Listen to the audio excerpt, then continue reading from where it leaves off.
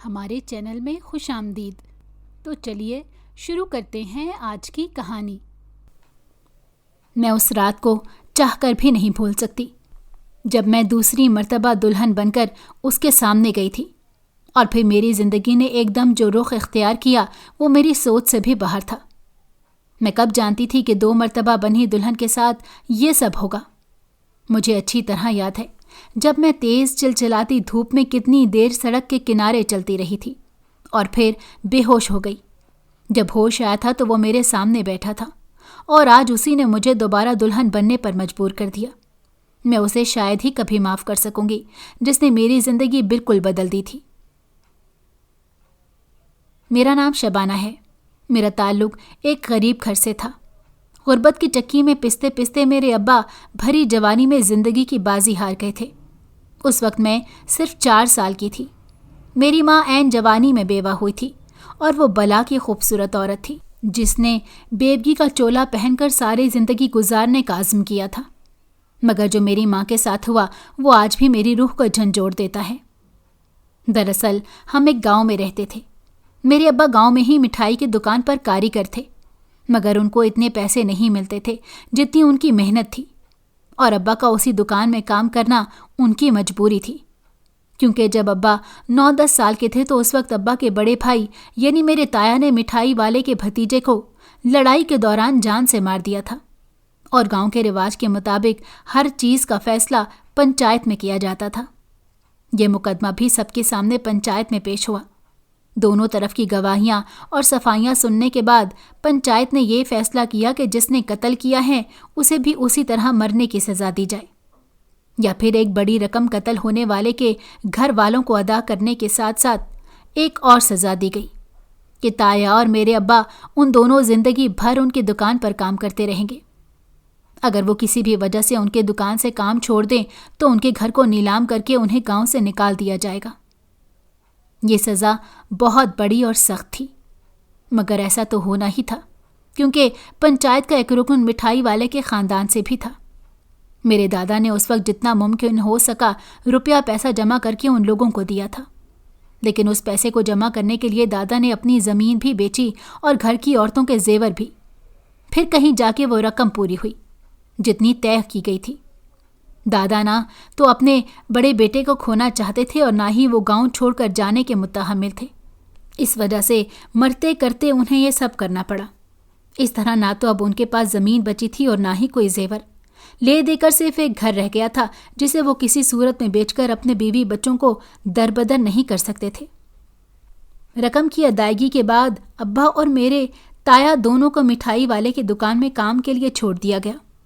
ابا تو اس وقت صرف 12 سال کے تھے، البتہ تایا 15 سال کے تھے۔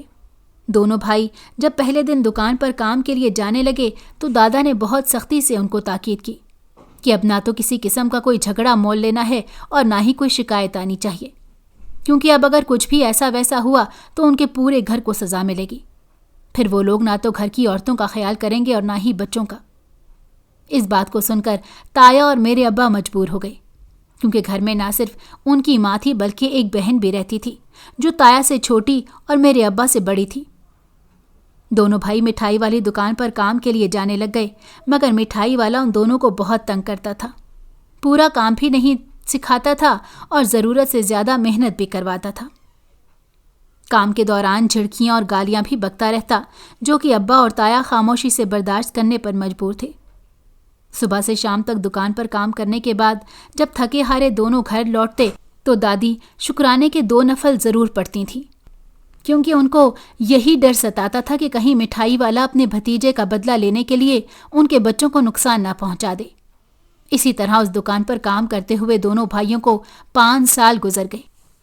ایک دن کسی بات پر اچانک میرے تایا اور مٹھائی والے کے بیٹے کی آپس میں لڑائی ہو گئی اور دونوں نے ایک دوسرے کو بری طرح زخمی کر دیا۔ خاص طور پر میرے تایا کی حالت بہت خراب تھی، کیونکہ دوسرے لڑکے کے ساتھ اس کے ساتھی بھی موجود تھے۔ ابا نے یہ بات بھاگتے ہوئے جا کر دادا کو بتائی تو وہ لوگ موقع پر پہنچے، جس کی وجہ سے تایا کی جان بچ گئی، ورنہ شاید وہ اسی وقت انتقال کر جاتے۔ انہیں اسپتال لے جایا گیا۔ 7 دن زندگی اور موت کی کشمکش میں رہنے کے بعد بھری جوانی میں تایا کا انتقال ہو گیا تھا۔ یہ صدمہ بہت بڑا تھا جو میری دادی برداشت نہیں کر سکی، اور بیٹے کے صرف 2 دن بعد ہی وہ بھی دنیا سے چل بسی۔ ایک بسے بسائے اور ہنستے کھیلتے گھر کا شیرازہ ایک دم بکھر گیا تھا۔ پنچایت نے ہرجانے کے طور پر کچھ رقم مخالفین سے دادا کو دلوا دی، مگر ابا کے حصے میں آئی ہوئی سزا کم ہوئی نہ ختم ہو سکی۔ اب دادا جلد از جلد اپنی بیٹی کا رشتہ کر کے اسے عزت کے ساتھ رخصت کرنا چاہتے تھے، کیونکہ انہیں ایسے لگتا تھا کہ جیسے بدلے کی آگ ان کے پورے گھر کو تباہ کر کے چھوڑ دے گی۔ اس وجہ سے دادا نے میرے ابا کو اس دکان سے ہٹانے کی کوشش نہیں کی، بلکہ سمجھا بجھا کے وہیں پر کام کے لیے بھیجتے رہے تاکہ گھر میں بیٹھی بیٹی کو رخصت کر دیں، اس کے بعد کوئی فیصلہ لیں گے۔ دادا نے 4-5 مہینے کے اندر ہی اپنی بیٹی کا نکاح دوسرے گاؤں میں کرا کے اسے رخصت کر دیا۔ اب گھر میں صرف دادا اور میرے ابا ہی باقی تھے۔ ابا بھی 16 سال کے تو ہو چکے تھے، لیکن تایا کی طرح گرم مزاج کے نہیں تھے۔ ابا نے نہ تو کسی کو شکایت کا موقع دیا اور نہ ہی اپنے ساتھ ہونے والی زیادتی کے خلاف کوئی آواز اٹھائی، کیونکہ وہ اپنے بھائی اور ماں کو تو کھو چکے تھے، اب باپ کو نہیں کھونا چاہتے تھے، اسی لیے خاموشی سے وہیں پر کام کرتے رہے۔ بدقسمتی سے ساری زندگی اسی دکان پر کام کرنے کے لیے جو کاغذی کارروائی ہوئی تھی، اس کی وجہ سے وہ چاہ کر بھی پیچھے نہیں ہٹ سکتے تھے، جب تک دکان کا مالک خود اس بات کی اجازت نہیں دے دیتا، اور ایسے ہوتے ہوئے نظر نہیں آ رہا تھا۔ آہستہ آہستہ وقت گزرتا گیا، مزید 4 سال گزر گئے۔ اس دوران دادا بہت بیمار رہنے لگے تھے اور گھر میں کوئی کام کرنے والی بھی نہیں تھی جو گھر کو سنبھال سکے۔ پہلے تو دادا اور میرے ابا مل جل کر گھر بھی دیکھ لیتے تھے، مگر اب تو سب کچھ بہت مشکل ہو گیا تھا، اس لیے دادا نے میرے ابا کی شادی اپنے جاننے والوں میں کر دی۔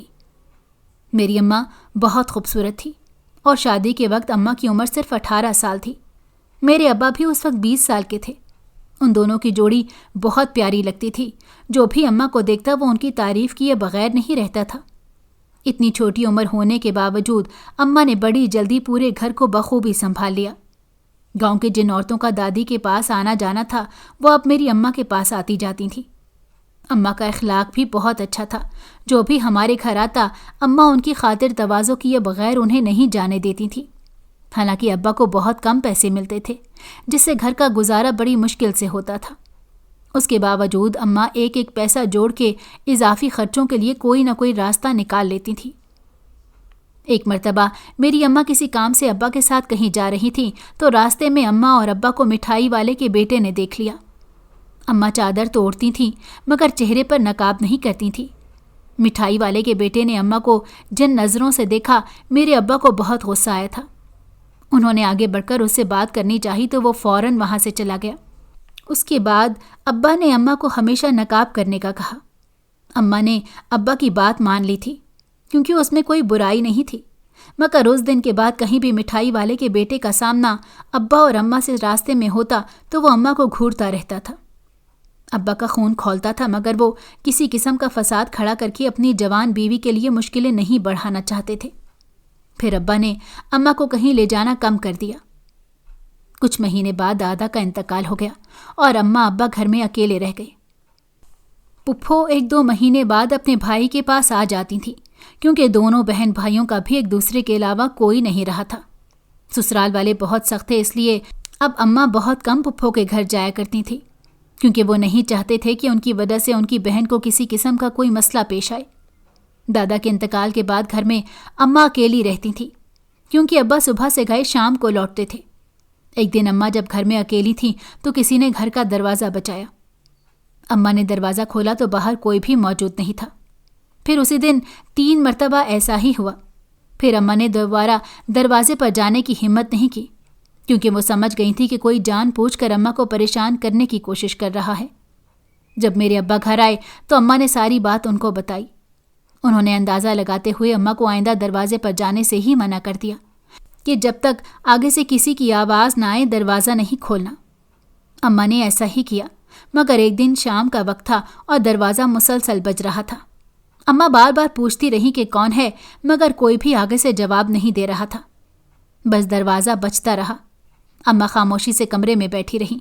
کچھ دیر بعد دروازہ بجنا بند ہو گیا اور اماں کو سکون کا سانس آیا، لیکن تھوڑی دیر بعد پھر دروازہ بجنے لگا تو اماں نے پوچھ کر دروازہ کھول دیا، کیونکہ سامنے والی پڑوسن اماں کے پاس آئی تھی۔ اس نے بتایا کہ مٹھائی والے کا بیٹا بہت دیر سے دروازہ بجا رہا تھا۔ اماں یہ سن کر پریشان ہو گئیں کیونکہ اس کے ارادے ٹھیک نہیں لگ رہے تھے، لیکن یہ بات اماں نے ابا کو نہیں بتائی کیونکہ وہ نہیں چاہتی تھیں کہ کوئی ایسا لڑائی جھگڑا ہو جس میں ابا کو کسی قسم کا نقصان پہنچے۔ پھر کچھ دن یہ سلسلہ چلتا رہا مگر پھر بند ہو گیا۔ ابا اماں کی شادی کے 1 سال بعد میں پیدا ہوئی اور میری پیدائش کے بعد کی زندگی مکمل ہو گئی۔ دونوں بہت خوش تھے، مگر اماں ابا کی خوشیوں بھری زندگی میں طوفان اس وقت آیا جب میں 4 سال کی تھی۔ اماں ابا مجھے لے کر پھپھو کے گاؤں جانے والے تھے کہ راستے میں 2-3 لڑکوں نے تنگ کرنا شروع کر دیا۔ ان کے چہروں پر نقاب تھے، مگر ابا نے ان کو پہچان لیا تھا۔ وہ مٹھائی والوں کے ہی لڑکے تھے، جس میں خود مٹھائی والے کا بیٹا بھی شامل تھا۔ ابا نے بڑے طریقے سے ان سے بات کرنے کی کوشش کی مگر وہ بدتمیزی کرنے لگے، اور پھر بات اتنی آگے بڑھ گئی کہ ابا نے ان کو دھکے دے کر اماں کو وہاں سے جانے کا کہا۔ وہ تینوں ابا کو مارنے پیٹنے لگے۔ اماں وہاں سے بھاگنے میں تو کامیاب ہو گئی تھیں۔ وہ گاؤں والوں کو مدد کے لیے پکارتی رہی تھیں۔ چند لوگ جمع ہو کر اماں کے ساتھ جب وہاں پہنچے تو اتنی دیر تک انہوں نے مار مار کے ابا کا برا حال کر دیا تھا۔ گاؤں والوں کو دیکھتے ہی وہ لوگ وہاں سے بھاگ گئے۔ ابا کو اسپتال لے جایا گیا، لیکن زیادہ خون بہہ جانے کی وجہ سے ابا کا انتقال ہو گیا۔ اماں پر یہ پہلی قیامت ٹوٹی تھی جس نے انہیں نڈھال کر دیا تھا۔ وہ خود بھی بالکل جوان تھی اور ان کے ساتھ ایک بیٹی بھی موجود تھی۔ کچھ دن اماں کے پاس رہ کر واپس چلی گئیں۔ اب اماں کے سامنے صرف اور صرف مسائل ہی تھے۔ وہ واپس اپنے میکے نہیں جا سکتی تھیں کیونکہ پہلے ہی ان کی اکلوتی بھابھی نے انہی کی شادی کر کے اپنی جان چھڑائی تھی۔ اب تو ممکن ہی نہیں تھا کہ وہ اماں کو اپنے ساتھ رکھیں گی، اسی لیے اماں خاموشی سے گھر میں بیٹھی رہیں۔ لیکن اماں نے پنچایت میں عرضی ڈال دی کہ ان کے شوہر کے قتل کا انصاف کیا جائے، مگر پنچایت والوں نے جو انصاف کیا وہی سب سے بڑی ناانصافی تھی۔ چونکہ مٹھائی والے کے بیٹے نے ابا کی جان لی تھی، ابا کی بیوی اور بیٹی لاوارث ہو چکے تھے، اسی لیے پنچایت نے فیصلہ کیا کہ مٹھائی والے کا بیٹا ماں سے نکاح کرے گا اور بیٹی کی بھی کفالت کرے گا۔ یہ اماں کو منظور نہیں تھا، مگر پنچایت میں موجود عورتوں نے بھی اماں کو اس بات کے لیے راضی ہونے کی صلاح دی۔ مجبور ہو کر اماں نے ان کی بات مان لی۔ عدت پوری ہونے کے بعد مٹھائی والے کا نکاح اماں کے ساتھ کر دیا گیا۔ وہ شیطان اپنے ارادوں میں کامیاب ہو گیا تھا کیونکہ اس کی نیت اسی دن سے ماں پر خراب ہو گئی تھی جس دن اس نے اماں کو دیکھا تھا۔ اب اماں نہ چاہتے ہوئے بھی اس کے گھر اس کی بیوی بن کر رہ رہی تھی، جہاں وہ اپنی پہلی بیوی اور بچوں کے ساتھ رہتا تھا۔ اسے صرف اماں سے مطلب تھا، میری اسے کوئی پرواہ نہیں تھی۔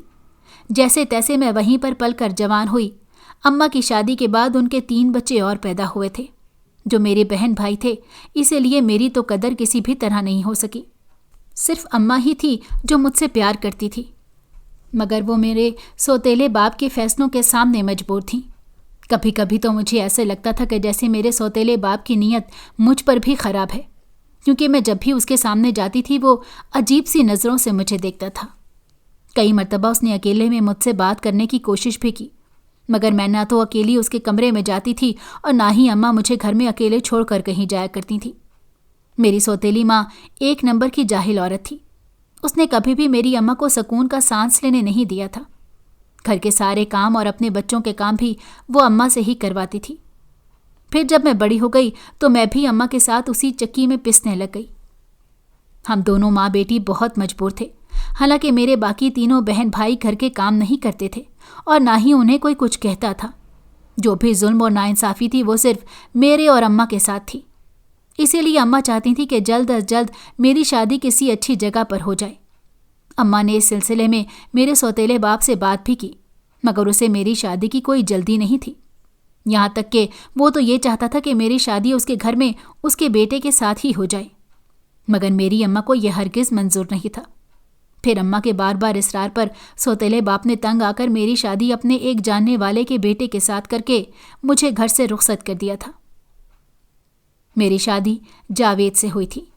جب بیاہ کر سسرال گئی تو وہاں میرے سسر اور جاوید کے علاوہ گھر میں کوئی بھی نہیں تھا، جبکہ مجھے اور اماں کو بتایا گیا تھا کہ جاوید کی ایک بوڑھی ماں بھی ہے جو بیمار ہونے کی وجہ سے نکاح میں شامل نہیں ہو سکی۔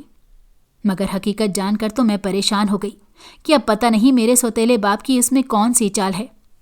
مگر میں یقین نہیں کر سکتی تھی کہ میرے سوتیلے باپ کی کسی چال میں وہ انسان بھی شامل ہو سکتا ہے جو اب میرا شوہر بن چکا تھا۔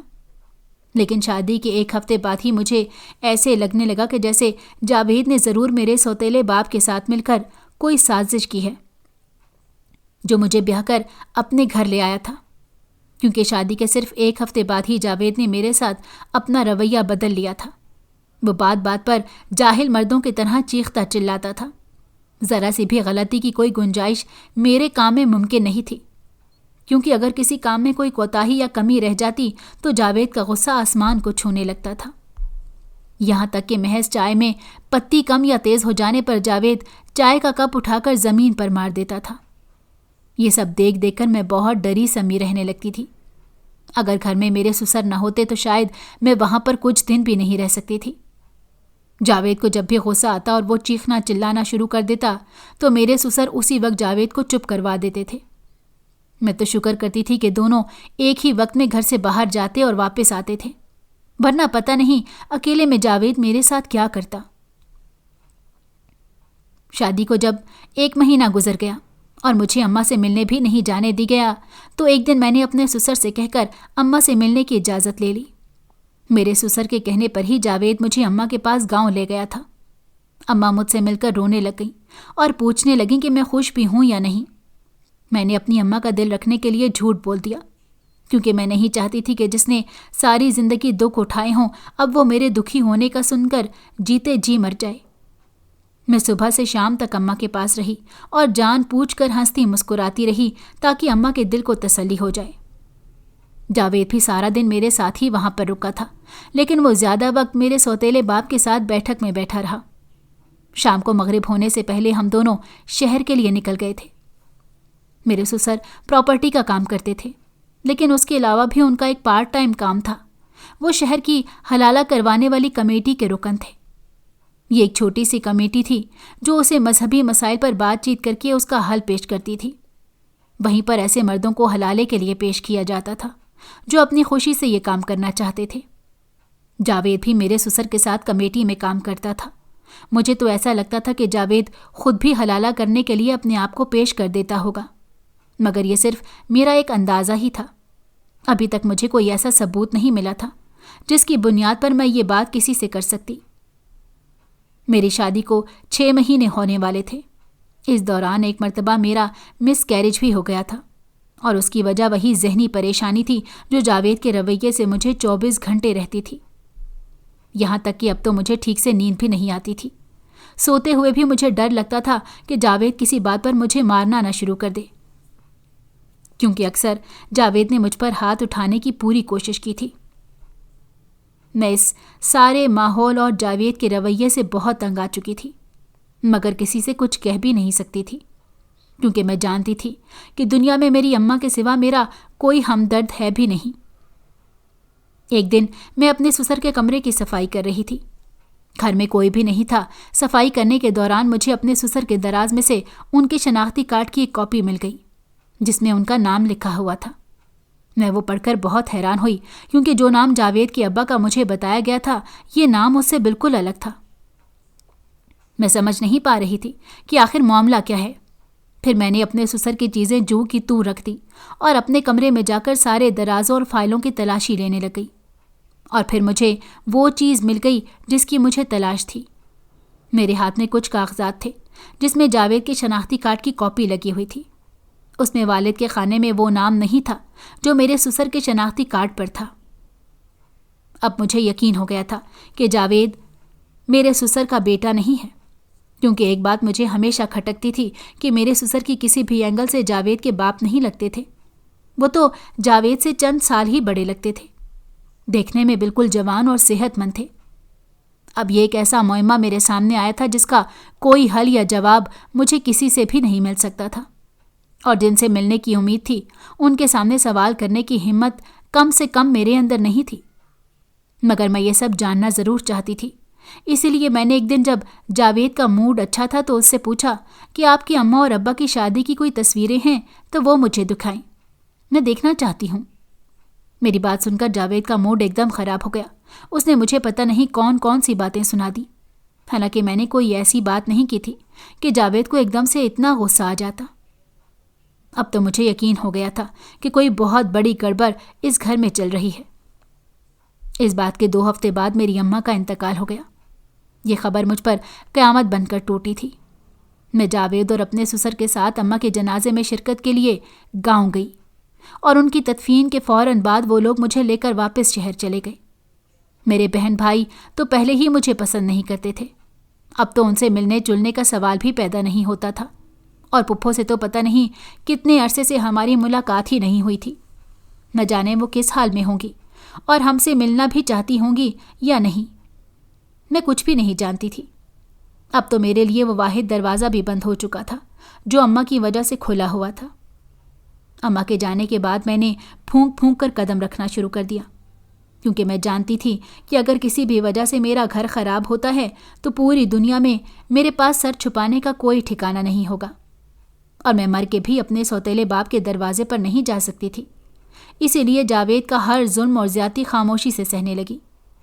मगर मैं ये ज़रूर नोट करती थी कि मेरे ससुर को जावेद का मेरे साथ ये रवैया बिल्कुल पसंद नहीं है। वो हमेशा जावेद को रोकते और समझाते भी थे, और उनकी आंखों में मैंने अपने लिए एक दर्द महसूस किया था, मगर मेरी तरह वो भी कुछ नहीं कर सकते थे। फिर एक दिन वो हुआ जिसका मुझे हमेशा से डर था। उस दिन जावेद की तबीयत खराब थी और वो काम पर नहीं गया था। मेरे ससुर जा चुके थे।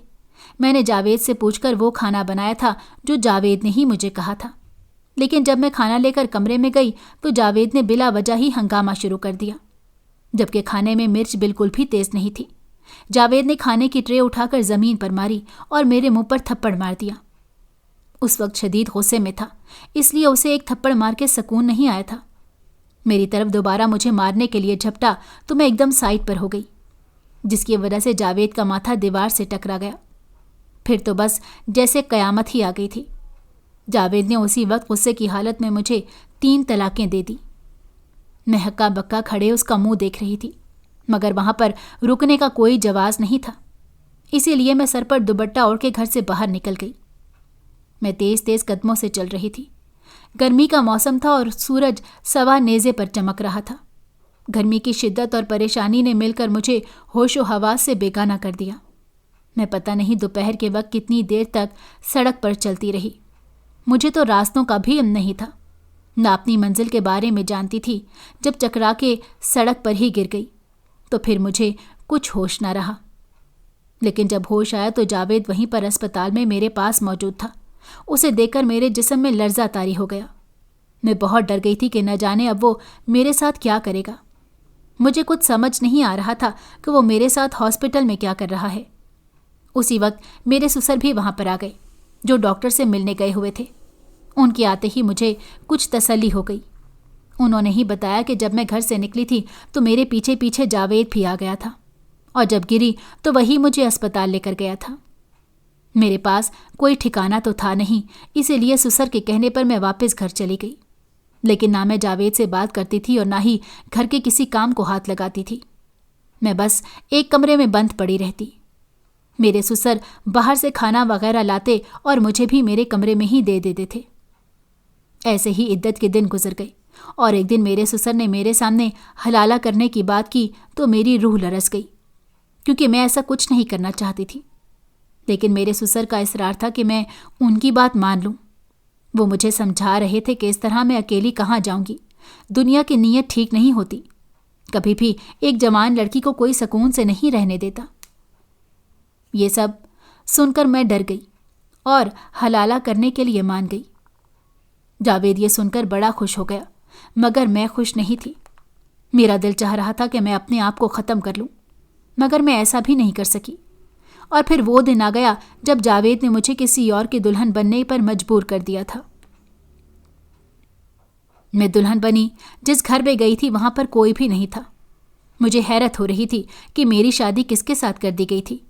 क्या वो मेरी तरह इस दुनिया में बिल्कुल अकेला था, कि उसकी शादी में कोई भी शरीक नहीं हुआ, या फिर ये हलाले के लिए निकाह किया गया था। इसलिए दुनिया से छुपा कर रखने की कोशिश में मुझे इस घर में लेकर गए थे, जहां पर कोई भी नहीं था। मेरा दिल बहुत परेशान था।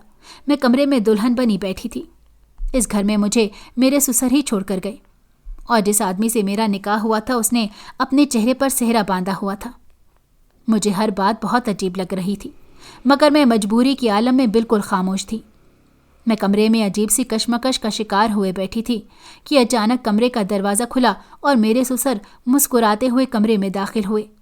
मेरी तो जान ही निकल गई।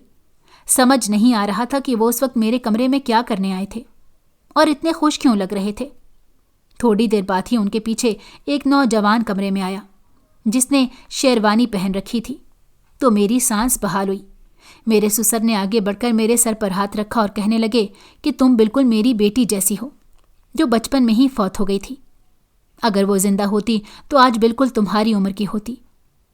दरअसल मेरी बीवी एक बच्ची को जन्म देकर दुनिया से रुखसत हो गई थी। मेरी बच्ची बहुत छोटी थी। उसकी तरबियत और परवरिश के लिए मुझे एक ऐसी औरत की तलाश थी जो मेरी बीवी कम और मेरी बच्ची की माँ ज़्यादा बनकर रहे।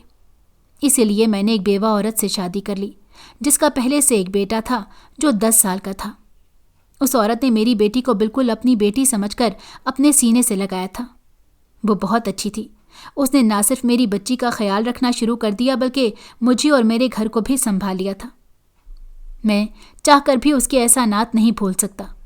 मैं भी उसके बेटे को बिल्कुल अपना बेटा ही समझता था और उसे एक अच्छा मुस्तकबिल देना चाहता था, जिसके लिए मैंने बहुत मेहनत भी शुरू कर दी थी। मेरी ज़िंदगी में दूसरी बीवी आने के बावजूद सब कुछ बहुत अच्छा जा रहा था, लेकिन कुछ अरसे बाद ईद के मौके पर मेरी बीवी और बेटी कपड़े लेने बाजार गईं तो वापसी पर सड़क क्रॉस करते हुए एक तेज़ रफ्तार गाड़ी से उनका एक्सीडेंट हो गया और दोनों इस दुनिया से चली गईं। जावेद उसी का बेटा है जिसे फिर पाला तो मैंने ही है, मगर वो सब 15 साल का हो चुका था जब मुकम्मल तौर पर मेरी तहवील में आया था, क्योंकि उससे पहले तो मैंने माँ और बेटे में कभी आने की कोशिश ही नहीं की थी। माँ के मरने के बाद जावेद में गुस्सा और चिड़चिड़ापन आने लग गया था। उसने पढ़ाई भी छोड़ दी और किसी काम में मन नहीं लगाता था। मैंने उसका ख्याल रखने और उसे बहलाने की बहुत कोशिशें की, मगर मैं नहीं जानता कि जावेद ऐसा क्यों हो गया। हाँ, लेकिन मैं बहुत शर्मिंदा था कि मैं तुम्हें उसकी बीवी बनाकर यहाँ ले आया था, ये सोच कर के शायद तुम जैसी एक अच्छी लड़की के आने से वो बदल जाए, मगर ऐसा नहीं हुआ। फिर मैंने किसी तरह पता लगाकर तुम्हारी पुप्पो को तलाश कर लिया और उनको सारी बात बता दी। मैं चाहता था कि तुम्हारा और तुम्हारी पुप्पो का मिलना जुलना हो जाए, ताकि कोई तो तुम्हारा ऐसा सगा रिश्तेदार हो जो तुम्हारे किसी दुख तकलीफ में साथ दे सके। और इत्तेफाक से जब जावेद ने तुम्हें तलाक दे दी तो मेरे जहन में यही बात आई। मैं तुम्हारी पुप्पो के पास गया और मौजूदा हालात से उन्हें आगाह कर दिया। जिससे तुम्हारी शादी हुई है वो कोई और नहीं, तुम्हारी पुप्पो का ही बेटा है, और इस शादी के बारे में सबको मालूम है। बस जावेद को चकमा देने के लिए ये सारा चक्कर चलाया है। अब मैं तुम्हें तुम्हारे नए जीवन साथी के साथ छोड़कर जा रहा हूँ। मेरी दुआ है कि तुम हमेशा खुश और आबाद रहो, और कल सुबह तुम्हारी पुप्पो और बाकी सब भी यहाँ आ जाएंगे। हो सके तो मुझे माफ़ कर देना। ये कहकर मेरे ससुर ने दोबारा मेरे सर पर हाथ रखा और मुझे हैरान परेशान छोड़कर वहां से चले गए। मैं दुल्हन बनी हैरान बैठी थी। जिससे मेरा निकाह हुआ था वो कोई गैर नहीं, मेरी पुप्पो का बेटा था। ये बात मेरे लिए बहुत ज़्यादा हैरत अंगेज थी। मुझे यकीन नहीं आ रहा था कि जो कुछ मेरे ससुर कह कर गए हैं वो सच है या नहीं। दूसरे दिन जब मेरी पुप्पो और बाकी घर वाले मुझसे मिलने वहां आए तो मैं खुशी के मारे रोने लग गई। मुझे डर भी लग रहा था कि पता नहीं वो लोग मुझे कबूल करेंगे या नहीं, मगर पुप्पो ने मुझे सीने से लगा लिया और प्यार भी किया। मैं उनकी बहुत लाडली भतीजी थी। फिर तो जब अब्बा गुजर गए और अम्मा की दूसरी शादी कर दी गई थी, तब पुप्पो से मिलना जुलना ही ख़त्म हो गया था। फिर वो लोग मुझे अपने साथ लेकर अपने गांव वाले आबाई घर में चले गए। मैं कुछ दिन वहां उनके साथ रही और फिर वापस शहर अपने उसी घर में आ गई जहां फारूक मुझे निकाह के बाद लाए थे। उनकी यहाँ पर नौकरी थी, इसीलिए वो शहर में ही रहते थे।